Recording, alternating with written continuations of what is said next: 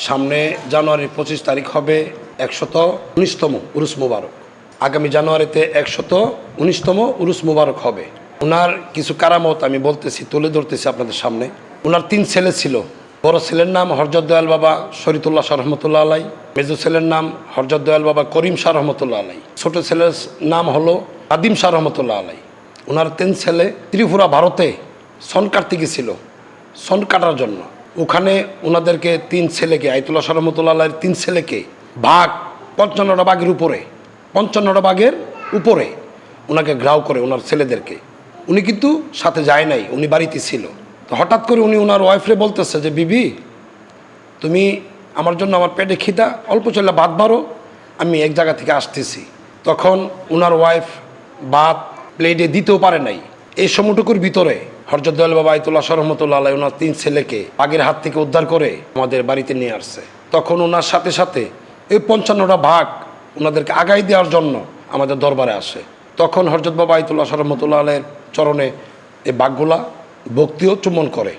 উনি ওনার দরবারের 3টা খাসি ছিল, জবাই করে বাঘগুলারে তাবারক হিসেবে খাওয়াই দিছেন। বাঘগুলা চলে গেছেন। তো ওনার বিবি কোনোভাবেই বিশ্বাস করতে রাজি নয় যে এই সময়টুকুর ভিতরে ওনার 3 ছেলেরে বাঘের থেকে উদ্ধার করছেন। তখন ছেলেরা বলছে, মা আমরা সবাই নতুন সন কাইটা নিয়ে আসছি, এই যে তার প্রমাণ। তখন ওনার বিবি ওনার চরণে লুইটা পড়ছে। আরেকটি কেরামত, উনি সাতলফার হাগাল্লা একটা গ্রাম আছে, চিনেন মনে হয়, নাম শুনছেন। ওই গ্রামে পাটক্ষেত, হালি পাটক্ষেত উপরের দিকে একটু গজায় উঠছে আর কি। ওই সময়ের মধ্যে হযরত বাবা আইতুল্লাহ শাহ রহমতুল্লাহ পুরা পাটক্ষেত মাঝখান দিয়া চিনি দাও দিয়া কেটে ফেলছেন। গ্রামের অনেক লোকজন ওনারে আঘাত করার জন্য দাওয়া দিছে। তো একজন না একজন ভালো মানুষ থাকে প্রত্যেকটা গ্রামে। একজন মুরব্বি বলতেছে যে তোমরা ওনাকে কিছু বলবা না, কিছুই বলবা না। প্রায় কয়েক দুন ক্ষেত, পাট ক্ষেত ধ্বংস করে ফেলছে উনি, চিনি কাছে দিয়া দাও দিয়া আর কি। তা আল্লাহর কি কুদরত, এই পাট ক্ষেত, একটা পাট ক্ষেত, একটা পাট গাছ 4টা 3টা পাট গাছ হয়েছে, ডবল ডবল পাট হয়েছে ওনার এটা হলো একটা ওনার কেরামত। তো দেশের লোক আজ পর্যন্ত এই হাগাল্লা গ্রামের মানুষ আজ পর্যন্ত আমাদের দরবারে আসা যাওয়া আছে। 2 নাম্বার কারামত। 3 নাম্বার কারামত, আমি দয়ালের নামের উপরে যতটুকু জানি, মেঘনা নদী ফজরের নামাজের সময় উনি মেঘনার পারে গেছে, তাই যত নামাজ পড়ছেন। উনি মস্ত বড় আলেম ছিলেন। নামাজ পড়ার পর একটা মাঝিবাকে জাল আর কি, যে ফজরের সময় মানুষ মাছ মারতে আসে না নদীতে, মাছ মারার জন্য নদীতে রেডি, প্রথম খেয়েও দিব। এই মুহূর্তে আইতুল্লাহ শাহ রহমতুল্লাহ ডাক দিচ্ছেন, এই মাঝি তুমি আমার একটু পার করো। উনি পার করতে অস্বীকৃতি জানাইছেন, ওনাকে পার করতে পারবেন না। তখন উনি ওনার কুদরতি, আল্লাহর যে কুদরতি পাওয়ার, ওই পাওয়ারে পানির রগে রগে হাইটা ওই পারে মেঘনার উপারে চলে গেছেন। পায়ের খরম পায়ে দিয়া, পায়ে ছিল খরম জোড়া, এই খরম জোড়া পায়ে দিয়া পানির রগে রগে হাইটা নদী পার হয়ে গেছেন। তখন ওইখান থেকে আজ পর্যন্ত প্রথম মাসটা দরবারে আসে। এখনো 119তম সামনে জানুয়ারিতে আসবে। এখনো এই আগানগর গ্রামের নাম হলো আগানগর, গাঙ্গের ওই পার, মেঘনা নদীর ওই পার, পশ্চিম পার। এখনো ওই দরবার থেকে মাছ আমাদের দরবারে আসে। আরেকটা কেরামত, এটা খুবই ভয়াবহ। কুমিল্লা মেঘনা থানা চালিবাঙ্গা ইউনিয়ন, ওই মুইসারসর গ্রাম থেকে কবির মুন্সি বহুদূর জার্নি করে আইতুল্লাহ শাহের একজন ভক্ত ছিল, কসবা কুঠি, ওনার নাম হলো রুকনুদ্দিন শাহ। ওনার দরবারে ফকিরি নেওয়ার জন্য আসছে। তো রুকনুদ্দিন শাহ বলছে, আমার কাছে কিছুই নেই, হযরত বাবা আইতুল্লাহ শাহ দরবারে চলে যাও।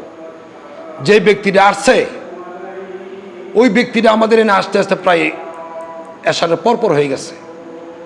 আইতুল্লাহ শাহ রহমতুল্লাহ আলাই দূর থেকে ডাক মারছে, হে কবির, ফকিরি নেওয়ার লাগে আইছস, এদিকে আয়। ওনার ডাইকাই না, ওনার ফাঁকরি মেয়েতে প্রস্রাব করে দিছে। কইছে চোখটা খুলবি না, বাড়িতে আবার চলে যাইতে হবে। ভক্ত মনে মনে ভাবে, এত দূর থেকে আইলাম, বাজান আমার আবার বিদায় দিয়ে দিল, আমি কীভাবে যাবো হেঁটে? ওই সময় গাড়ির কোনো রাস্তা ছিল না। কইছে তুই 2টা চোখ বুঝ, 2টা চোখ খুলবি ওই জায়গায়, যে জায়গায় তোর বৃদ্ধাঙ্গুলোকে ঠেকবো। যে লোকটা যে গ্রাম থেকে আসছিল, মেঘনা থানা চালিবাঙ্গা ইউনিয়ন মুইসারসর গ্রাম থেকে, ওই গ্রামে একটা টেক আছে, 3 নদীর একটা মুর আছে, ওই মুরে গিয়ে ওনার পা ঠেকছে, চোখ খুলছে, ফজর আজান দিছে। ফজর আজান বাজানে তো প্রস্রাব করে দিয়েছে আমার পাগড়িতে, নামাজ যত পড়তে হবে। ওই মেঘনা নদীর মধ্যে পাগড়িটা ধুয়ে ফেলতেছে নামাজ পড়ার জন্য। আইতুল্লাহ শাহ এখান থেকে ডাক মারছে, এই রুকনুদ্দিন শাহ, এই যে কসবা কুঠি হযরত বাবা রুকনুদ্দিন শাহরে ডাক মারছে, এই রুকনুদ্দিন শাহ, ফকিরি গাং দিয়া বাইসা চলে যাচ্ছে। ওই উনি উষা দিয়া খেউ দিয়া 3টে ইলিশ পাইছে, একটা ইলিশ উনি নিয়ে গেছে আর 2টো ইলিশ দরবারে নিয়ে আসছে। এই কেরামত এখনো ওই নদীটা মরা গাং, যেখানে উনি গিয়া ফাঁকিটা ধুইছিল, এখনো জোয়ার বাটা নেই, মরা গাঙ্গেই। আমি একজন হযরত বাবা আইতুল্লাহ শাহর আওলাদ, ওনার বংশধর। তবুও আমি নিজে একটা বিপদে পড়ছিলাম, মানসিক একটা রোগ হয়েছিল আমার। শুধু বলতাম আমি মরে যাব, ওইরকম একটা আমার অসুখ হয়েছিল। প্রায় 2001-এ মানসিক যন্ত্রণার পরে আমার ওয়াইফরে আমি বললাম যে আমি যদি মরে যাই তুমি কিন্তু আর বিয়ের সাথে বসবা না।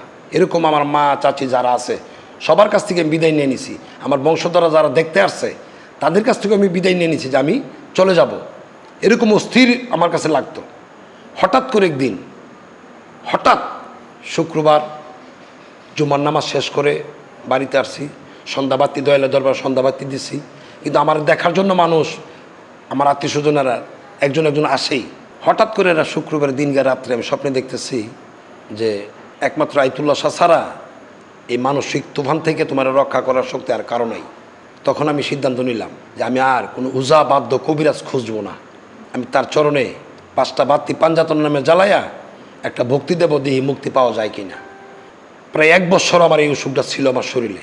শুক্রবার আমি ওনার কদমে রাতের 1:45টার দিকে আমার ওয়াইফরে নিয়ে আমি একটা ভক্তি দিলাম দুজন, আল্লাহ তুমি ওনার উসিলে আমাকে মাফ করো। বলতে দেরি আমার এই রোগ আজ পর্যন্ত আমার দেহ থেকে নেই, এখনও আমি একটা ট্যাবলেট খাইনি, আপনি জিজ্ঞাসা করতে পারেন আমার ঘরে। আমার তার নাম নিয়ে আমি এখনও বেঁচে আছি আলহামদুলিল্লাহ। আল্লাহ পাক ওনার উসিলে আমাকে বাঁচিয়ে রাখছেন।